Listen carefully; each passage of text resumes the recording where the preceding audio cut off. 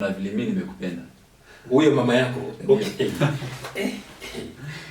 Sasa sasa uliassume mambo ya kuwa ni bibi ya baba. Ndio. Na ukasema ndio mbali, ukatupilia mbali, ukasema sasa wacha ninyakue. Wacha ninyakue. Sasa akaniambia uko serious? Ndio. Anakuuliza.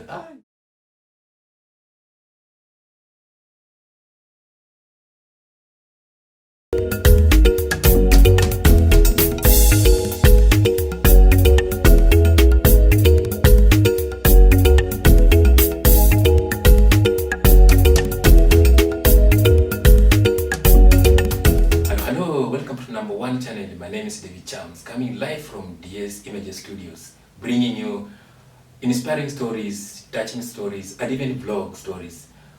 So today I'm having my guest here with a very unique story, and it's not touching story today, but it's somehow funny, and it's also a challenge in our community. So without further ado, allow me to let my guest introduce himself. Bro, hebu ambia viewers unaitwa nani na unatoka wapi? Mimi naitwa Lawrence Sanare. Nimetoka side za Kajiado, place inaitwa Magadi. Yeah. So uliniambia uko na story. Ndio. Na unataka kupeana. Ndio. Hebu niambie kulienda namna gani? Ndio. Historia yangu iko hivi.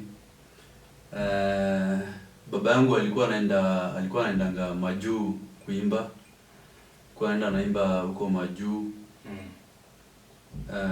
Alikuwa akienda ka group. So kwenda first time, alienda first time, kaenda ka make friends huko UK. Ilikuwa UK place inaitwa Norwich. Akarudi first time. Second time kwenda kapata friend mzungu. Dem. Kakuja naye huku Kenya nyumbani. Tukakaa naye. Kwa hiyo process wakaanza kupendana na Buda. Lakini wakaanza kupendana na Buda. Tukajua wote, hadi mamangu akajua wanapendana. Kama alikuja kama naye kama bibi ya pili. Sasa ikawa hivyo, akakaa kama bibi wa pili. Akakaa for 6 months huko home. Akarudi kwao UK. Kurudi UK akarudi tena. Hiyo ni music tu alikuwa anaenda kufanya ama? Alikuwa anaimba hizi culture hii ya Kimasai. Tena wanaimba, wanakuja, wanalipwa. So ilikuwa tuka job. Mzungu akarudi tena huku Kenya, kuja nyumbani Magadi. Wakapendana na Buda. Sasa sisi tukaanza kumchukua kama mama yetu. Kwa hiyo process Buda akaanza kumpenda mzungu zaidi ya akitoka UK alikaa muda gani hapa kabla sasa waanze kupendana sasa kabisa, ama walikuja kama wameshaoana? Walikuja tu kama friends huko home. Kukaa huko nyumbani ndio wakaanza sasa kupendana. Kapendana ndio sasa sisi tukajua wako pamoja. Tukaanza kumchukua kama mama yetu. Ndio akaenda huko UK, akarudi sasa officially. Nyinyi mlimuaccept tu kama familia? Ndio. Sisi tulimkubali.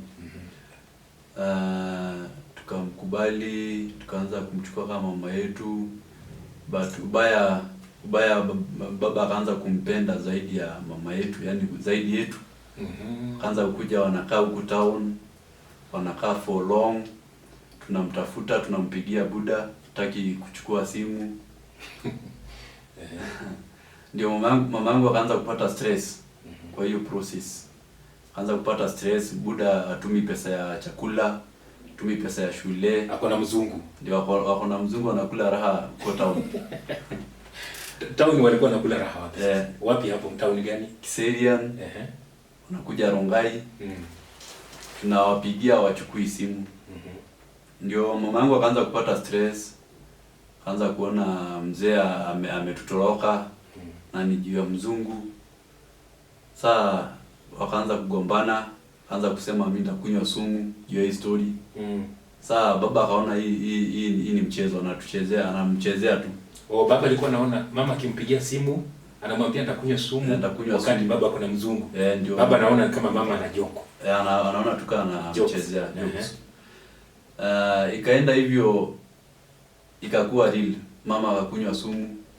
Akakunywa sumu. Wow. Mimi nikapigiwa, nilikuwa nachunga. Nikapigwa nikaambiwa mama yako kwa town ya Magadi analala hapo nje kwa club fulani hapo amekunywa sumu.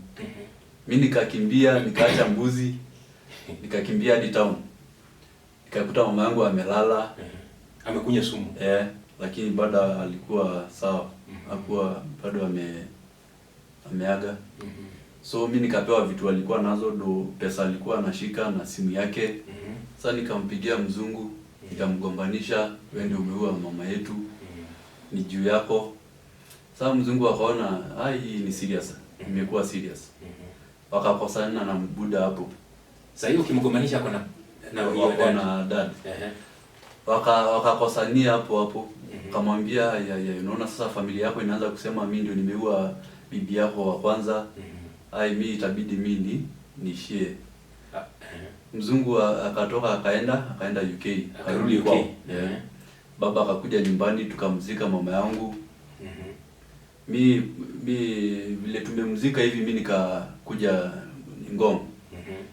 Nikapata ma friends hapo wakanisaidia mahali pa kukaa, nikaanza kusomea huko. Nilikuwa class 7 hiyo time. Nikaanza kusomea Ngong. Nikakaa for 6 months hivi, I think 6 months, 5 months. Mzungu akaninbox FB. Kaniambia, "Hi Lawrence." Long time, mkoaje? Saa kwa hiyo process mimi nimeshatulia juu nimeona maisha imekuwa ngumu. So huyu mzungu anaweza nisaidia. Alikutafuta kwa Facebook? Kwa Facebook. Akanitumia message. Mimi nikaona acha mimi nikuwe mpole niongee na huyu mzungu vizuri. Nikamwambia mimi niko poa, ni vile tu maisha imekuwa ngumu. Sina pesa ya shule. Akaniambia unaweza taka nikusaidie? Mimi nikamwambia ndio, naweza taka unisaidie sana.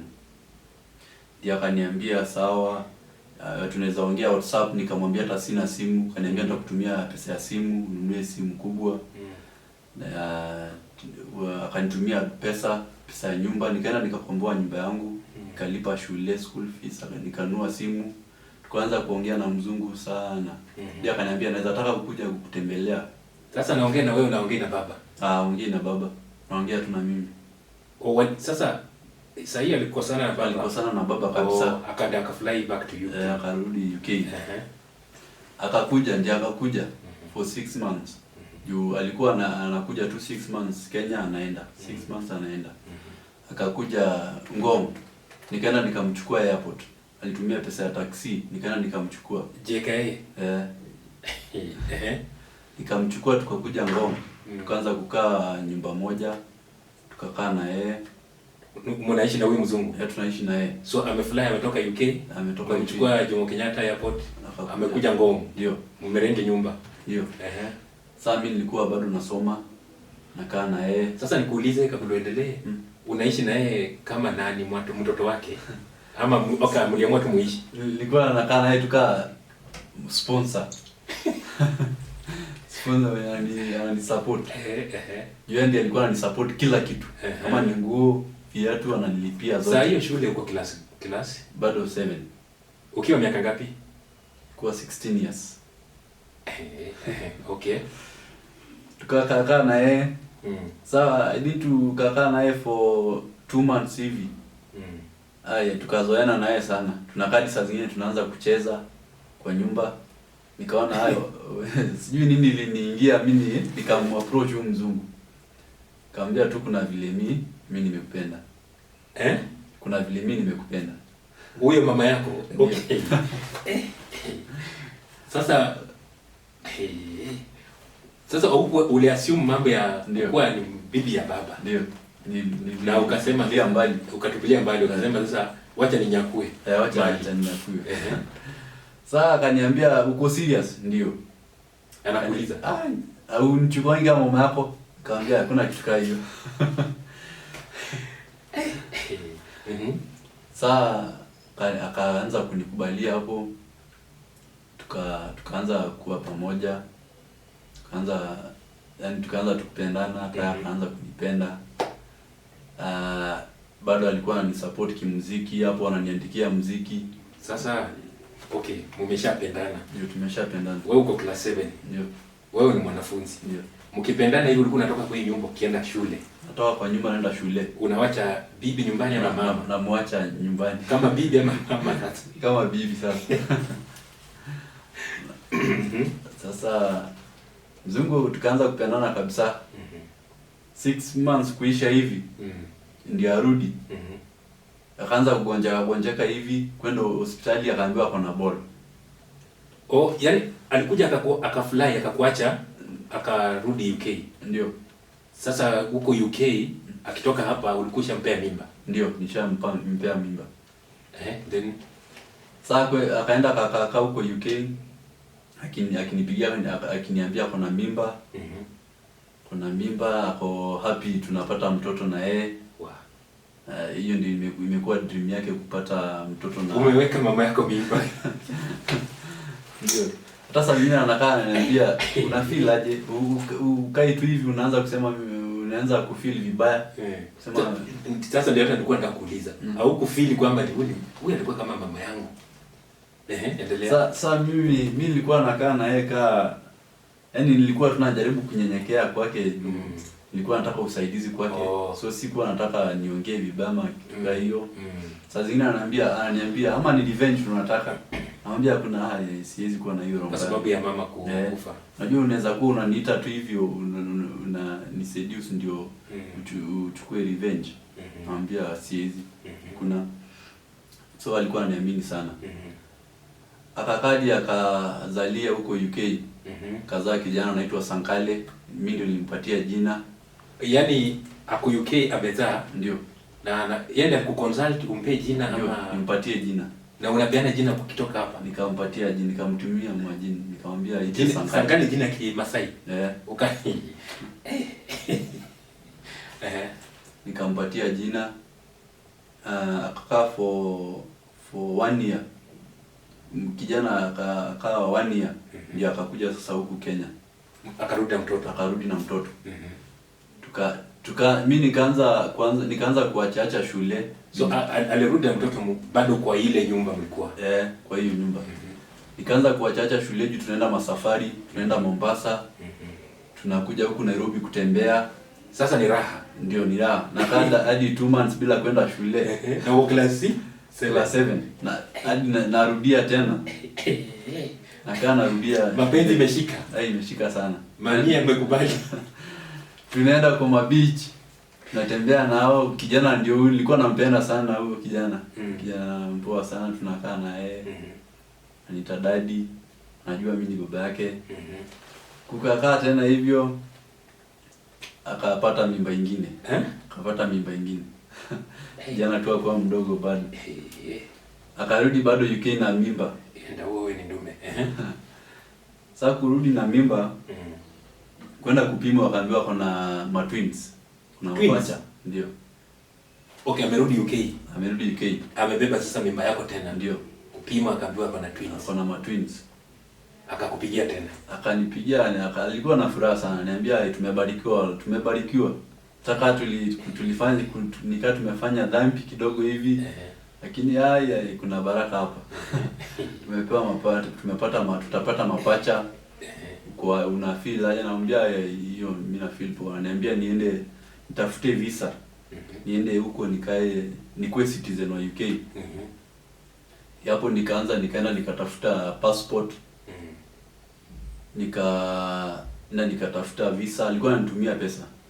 Nikalipa visa 15k vile niliapply. So nikitaka kitu ananitumia pesa. Yaani sasa ashajua wewe ni baba ya watoto wake sasa. Mzaa amesaulika. Amesaulika kabisa. Sasa akanipigia. Akaniambia kwenda kuangalia visa. Nilikuwa nachukua mataxi juu sikuwa najua Nairobi vizuri. Unachukua taxi kutoka Ngong. Tafuta taxi kutoka Ngong hadi places yani nataka kwenda. Nataka kwenda place mbali, lazima nichukue taxi. Kwa sababu pesa iko.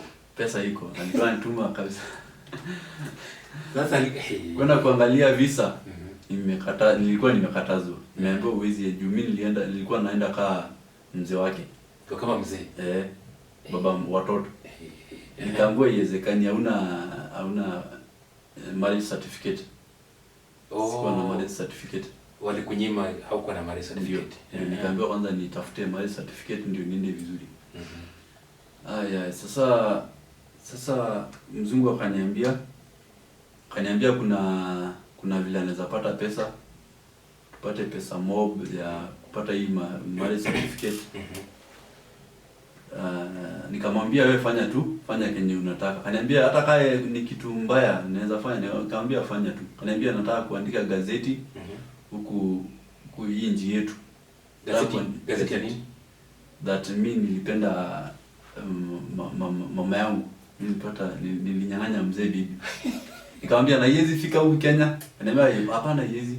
Itakuwa tu huku UK. Nikamwambia hiyo ina shida. Kwa wazungu tu ndio wataona. Hiyo ni sawa. Sasa naandika gazeti kusema wewe ulinyang'anya. Yeye alipenda kijana wake. Kijana wa bwana yake. Akaandika gazeti, akaandika kila kitu. Hadi akapeana mapicha zangu. Sasa mimi kwenda asubuhi shule, nilienda asubuhi shule. Vile I think ilikuwa saa 6 hivi. Niko kwa class. Mwalimu akaingia na gazeti. Akaniambia Lawrence, huyu ni wewe? Kashindwa kwenye mwalimu anasema nini? Mimi kwa gazeti.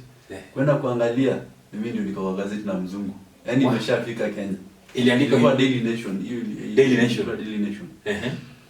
So story imefika Daily Nation hapo nikaona hii story bana. Nikakumbuka mzungu aliniambia ataandika gazeti. Nikaanza kuaibika hapo. Nikaanza nikikutana na mwalimu hivi naona tu ananifikiria vibaya. Na nikuulize sasa ile mwalimu alikuja na gazeti, story imefika kwa gazeti. Uko class 7. Hao wanafunzi wengine walijua, walikuwa nakuchukuliaje? Bado hawakujua hiyo time. Hawakujua. Bado hawakujua. Walimu tu sasa ndio wamejua, walikuwa wanasoma huko ofisini, kwa wanaangalia gazeti.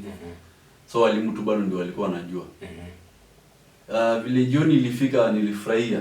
Nikatoroka nyumbani, nikakimbia nyumbani. Nilichukia sasa kukaa hapo shuleni. Na sasa kama itafikia wanafunzi. Kama ilifika Nation newspaper. Si ilifikia hizo media zingine? Walifikia. Kufika nyumbani hivi. Kufungulia radio, ni hiyo story ninaongelelewa. Mtoto alinyang'anya. Mtoto. Ilikuwa story. Trend. Nasikia eti nini? Napigiwa simu. Mbona tunakuona kwa TV? Kwani umefanya nini? Lazima simu. Watu wanakupigia simu unaonekana kwa TV. Umenyang'anya mnaona kwa TV. Una trend. Umetrend sana, yani umenyang'anya baba yako bibi. Nikaanza kuogopa hadi kutoka kwa town. Nikitaka kitu hadi natumana tu niletewe, yani nimeogopa kabisa. Naona tuka watu wataanza kunisema. Nikapigia mzungu nikamwambia mbona unifanye hivi? Hii story imetoka aje? Huyo bibi yako sasa? Sasa akaniambia mimi hata sikuwa nadhani itakuja Kenya. Sikuwa najua itakuja Kenya. Mzungu anakuambia? Kukaa hivi siku 2 hivi nastukia wazungu wanatafuta. Wanakuja wapi? Wanakuja wanatafuta hiyo town. Walienda nyumbani wakaambiwa mimi siko, niko town. Nikastukia wameniita wazungu 3 wametoka ni hao tu wa social media. Wa huko majuu. Wananiita wananiambia tunataka kuinterview na nawaambia mimi siwezi sema kitu. Mimi sijui kitu. Naambiwa hata kama tutakulipa wewe ongea tu. Wazungu walikuwa tu wazungu peke yao. Kulikuwa na mtu Mwafrika mmoja. Ndio hata alikuwa ananipembeleza na ananiambia wapatie story waona ubaya. Hiyo nikakubali. Kaniachia ya chai. Sasa napigiwa hadi kwa Citizen TV naambiwa tunakutaka ukuje tujue hiyo story yako. Story yako hiyo. napigiwa hadi na hizi maredio ya Kimasai, tunakutaka kuja, na mimi nakataa kabisa. Nawatoroka msituni. Naona hata maybe naweza shikwa. Nikaona hii story inaniharibia sana. Enda hivyo nikapata watu nimefanya interviews na hao. Kuna wenye nimewakubali, kuna wenye nimewakataa. Nilikuwa ninaogopa kuja. Wengine wananilete huku town kunifanyisha interview. Naona kama wananichukua. Na sasa hii story ikifanyika, baba yako amejua. Yeye amejua. Imefika Kenya yote, hadi nasikia imeenda Tanzania. Hiyo gazeti imeenda Uganda. So vile hiyo gazeti ilisimama, kuna wazungu walikuja bado nyumbani. Huku Ngong. Walikuja Ngong wakanitafuta wakanipata. Wakaniambia hii story itaenda worldwide. Itaenda, hii gazeti itaenda kabisa. Lakini kama ni uongo, wewe sema tutasimamisha. Na vile tutasimamisha hii gazeti. Iache kutrend. Wanakuuliza. Na tutashika watu wameandika hii gazeti. Juu hata walikuwa wameandika eti nimetoa mamilioni ya pesa. Wenye wameandika wamepewa bado pesa. Na hakuna shilingi hadi mimi nimepata. Naona tu na kwa gazeti imeandikwa mimi nimepewa do. Sasa hiyo gazeti ni ya Kenya ama UK? Ya huko UK. Na bado za huko Kenya. Hadi wengine walikuwa wanakuja wananiuliza tu maswali, hata mimi sikuwa najua ni hao watu wa social media. Asubuhi nastukia gazeti nakaa na wao. Kwani wamenichukua picha. Walikuwa na kurekodi kisiri. Walinirekodi kisiri, wananichukua picha kisiri. Saa zingine hata nimeona mapicha mingi sana za shule. Sijui walikuwa wananichukua aje. Nikitoka shule hivi mapicha zimeshachukuliwa. Saa mimi nikaongea na wazungu, nikamwambia hii story ni uongo. Nimeona hii story imetrend sana. Nikamwambia ni uongo. Hata huyo mzungu mimi simjui. Umemruka? Mimi nimemruka. Niambia hata huyo mzungu mimi simjui. Alikuwa ananisponsor ndio, lakini hakuna kenye tumeifanya naye. Ni kuwekelewa tu. Ndio wakaenda wakaongea na watu, nasikia hiyo gazeti ikasimamishwa. Wakaanza kufuata. Kaanza kusikia eti kuna vile wataenda kotini. Sasa mimi sikufuatilia tena. Niliona tu acha iende hivyo, siwezi fuatilia. Na saa hiyo sasa mambo ikiendelea, mko in communication, mnaongea na huyu mzungu. Bado tunaongea na mzungu. Hata kuna vile aliniambia umeniruka. Kaambia si eti hivyo. Sikukuruka. Ni vile siku nataka hii gazeti tena itrend. Inaniharibia. Inipatie amani. Hebu turudi nyuma kidogo. Saa hiyo ukifanya hivyo, mkikutana na mzungu, mkifanya hizo vituko zote, ulikuwa miaka ngapi? Ulisema ulikuwa 16. Ilikuwa 16, alikuwa 20 years. 20 years. Wewe uko 16. Alikuwa 20 years. So mkaongea, ukamwambia hujamruka. Na nikamwambia sijamruka. Sijamruka, ni vile tu nilikuwa najaribu kujitengenezea jina. Kaniambia sawa, kama hujaruka watoto wako ni sawa. Mimi nikamwambia siwezi ruka watoto wangu. Hakuna vile naweza ruka watoto wangu. Kaniambia sawa, tutaanza tu hiyo, akaniambia atatafuta vile ataweza kuja Kenya. Tuoane huku Kenya. Ndio tupate hiyo certificate ya marriage. Sasa kutafuta visa ya kuja huku ndio corona ikakuja. Ndio corona sasa ikakuja, akakatazwa kuja huku na akona watoto, kuna vile angepewa kuja na watoto wetu. Ndio hadi wasai baada hajakuja. Sasa uliona mtoto akizaa mtoto wako wa kwanza.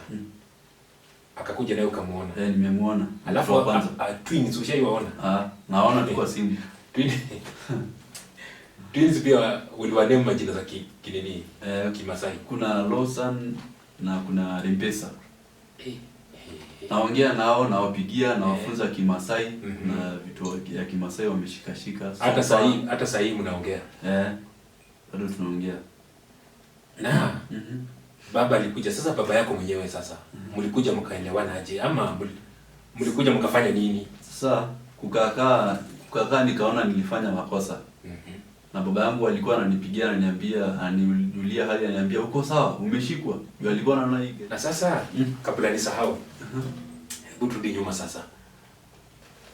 Mlikutana na wakati vituko zilikuwa zinaanza kufanyika. Uko class 7. Ndio. Hiyo ilikuwa mwaka gani? Ilikuwa 2015. 2015. Ndio. Ukiwa class 7. Mzungu ako uko miaka 16. Ndio. Mzungu ako miaka 20. Ako 20. Ndio. 4 years older than you. Yeah. Alafu mkaja mkaingia kwa mapenzi. Ndio. Uko class 7 uko shule. Ndio. Na ukarudia class 7. Nikarudia. Ulirudi tena shule. Nikarudi. Ndio mwalimu sasa kakuja na gazeti. Yeah. Haya, mambo ikaendelea, hiyo sasa ikatrend. Yeah. Ulikuja ukaendelea na shule? Bado niliendelea na shule. Mm. Hadi nikamaliza class 8. Nilimaliza class 8 2018. 2018. Ndio. Lakini sasa sijamaliza. Nimefika form 2. Ndio ulimaliza class 8 2018. Ukakuja ukaingia form 1. Ndio. Na ukafika form 2. Form 2. Na ukawachia hapo. So uli drop out kwa shule. Yeah. Haya, mzungu sasa yuko miaka ngapi sasa hii? Sasa niko 23. 23. Yeah. Haya, mzungu sasa yako 27. 27. Okay. Alafu sasa tukimalizia maybe ni nataka uangalie kamera. Waambie, unajua kuna watu saa hii kuna mtu mahali pia amepitia mambo kama hiyo. Nataka upeane ile genuine advice, hii kitu unaweza ambia. Usiambie mtu kunyang'anya bibi. Lakini ni advice gani? Kwa sababu umepeana reason zako kwamba hii mambo yote ilitokana na baba kutowasaidia na kuneglect familia na kuingilia mambo ya raha. Ndio ikakuwa sasa wewe kuambatana ni kama vile unaongea ni kama uliamua kumpunish ya kwa kumnyang'anya bibi yake kuwa bibi yako. Sasa ni nini unaweza ambia watu wenye wako na shida zenye uko nazo ama zenye ulikuwa nazo wakati huo? Baba amefanya vile alifanya hivyo na amewacha familia na nini? Ni nini unaweza advise watoto wenye wanapitia mambo kama haya? Sasa kitu ya kwanza kwa hiyo kamera. Juu I think hiyo story nilifanya juu ya revenge. Juu mama yangu alikuwa huyu mzungu na baba yangu ndio walikuwa wamefanya mama yangu ndio atuache. So hiyo ilikuwa nikaa revenge. So mimi Kenya nawaambia hao wenye wako nje wako na mashida kama hii yangu. Kitu inaitwa revenge kwanza hata uweke kando. Usifanye, achia Mungu. Na uweke Mungu mbele. Unajua siku ya mtu itafika tu na hata wewe uta succeed. Na ungengane uasol ukae hadi siku yako ifike ndio succeed na kenye ulikuwa unatafuta. Okay. Asante sana. Natafutwa nishikwe na tena nakuuliza kama unaweza niua. Alikuwa anahofia maisha yako. Ndio hata kama ulifanya kitu mbaya bado tunaweza kujulia hali. Kwa sawa namwambia mimi niko sawa kabisa. Nikaona nilifanya kitu mbaya. Nikatafuta wazee wako nyumbani. Nikawaambia mimi sijui nini liniingia nikafanya hizo vitendo zote. Maybe ni umaskini ama ni hizo mashida ndio zilinifanya nikakubali huyo mzungu. Nikamwambia nataka nataka baba yangu anisamee. Wakaniambia vile nitafanya, vitu nitanunua, mashuka, kuna vitu nilikuwa nimenunua za kufanyia nini? Za kumpelekea baba. Ununue vitu umpelekee ndio? Kuna vitu ndio sasa niende niombe msamaha. Sasa hiyo ni kitamaduni yenu. Ndio. Masai culture. Ndio. Culture yetu sasa. Pia nikachukua pesa kidogo ndio nimpelekee. Tukaenda tukakaa chini. Mimi nikaomba msamaha, nikamwambia I'm really sorry. Si juu nilikuwa napenda nikifanya. Ni mashida tu. Ndio akaniambia mimi nimekusamea kabisa, hana shida na mimi. Kaa sasa na mzungu. Kana mzungu. So akakubless na nibariki. Sasa akakupea bibi. Ndio hata tukampigia mzungu hapo. Kamwambia yako sawa. Kae na Lawrence. Yako sawa. Na familia ya kina mzungu saa hiyo wanasema nini mambo ikiendelea hivyo ama kwa saa hii sasa? Sasa vile tumeongea na yeye alikuwa ananipatia naongea na familia yao. Akaniambia mama yake anipendi. Mama yake hapo ananipenda, alikuwa anachukia watu weusi. Ndio. Sasa akamwambia hadi alimwambia chagua anichague, chagua baba watoto wako ama mchague yeye. Yakasema obvious sana nichagua mimi. Mzungu wako yeye anasema amemchagua wewe. Amenichagua. Anaambia mama yake. Nimechagua baba ya watoto wangu sasa wewe. Wakakosana. Hadi akatoka kwake. Sasa yeye anakaa peke yake na watoto. Lakini baba yake tunaongeana na baba yake. Baba yake ni mwanajeshi. Tunaongea na baba yake na sister yake hadi wa leo. Ndio hadi wa leo. Sasa sasa hivi mko in terms na mzungu. Ndio. Sasa huyo ni bibi yako. Huyo ni bibi yangu. Na uchunge pia usinyang'anye na mtoto. Okay, nataka kuuliza swali. Ulisema jina yako? Lawrence. Ndio. Nimezoea kuita Ndauo. Unajua nikiona Masai naitanga Ndauo. Ndio. Because hiyo culture. Sasa nataka kuuliza swali.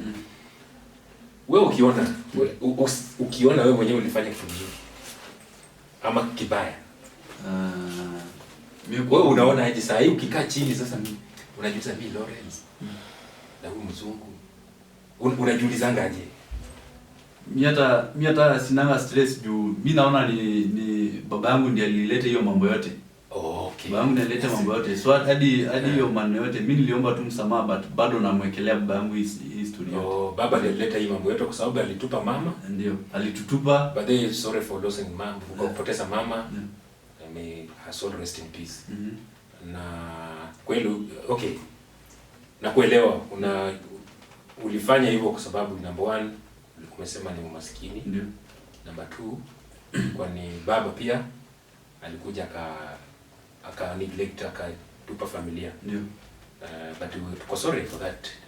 So saa hii mnaongea na mzungu na ashaikuja Kenya tangu atoke na matwins hajairudi tena. Na sasa anapanga aje na wewe? Saa alikuwa anapanga by February niende tena nijaribu visa. February hii yenye inakuja hii mwaka. Nitafute tu visa ya visit niende kama visitor. Nisiende sasa kama baba watoto. Okay. Ndio sasa maybe itaweza kuwa rahisi. Lakini sasa so ukienda unataka uende kabisa. Yeye alikuwa anataka niende nikuwe citizen. By the way bado ni mwanamuziki. Alikuwa anataka niende kama niende nifanye muziki huko. Kuna madili ya muziki alikuwa amenitafutia huko. Ndio. So wewe ni musician? Ndio, mimi ni musician. Okay. Nimerekodi nyimbo kadhaa. Na wananijua kama LB Masai. Hebu ambia viewers wewe ni musician, unaimba nini? Kuna YouTube channel waingie huko angalia muziki yako. Ndio. Hebu ambia YouTube channel yako. Mi nafanya love songs bado nilianzanga na gospel but for now nafanya love songs. YouTube najiita LB Masai. Nimefanya video sasa kadhaa niko na video 8 hivi YouTube. Ndio. So viewers, it's an interesting story there. I hope you've seen and you've watched and you've heard what Lawrence went through, and he's blaming the father for the whole mess.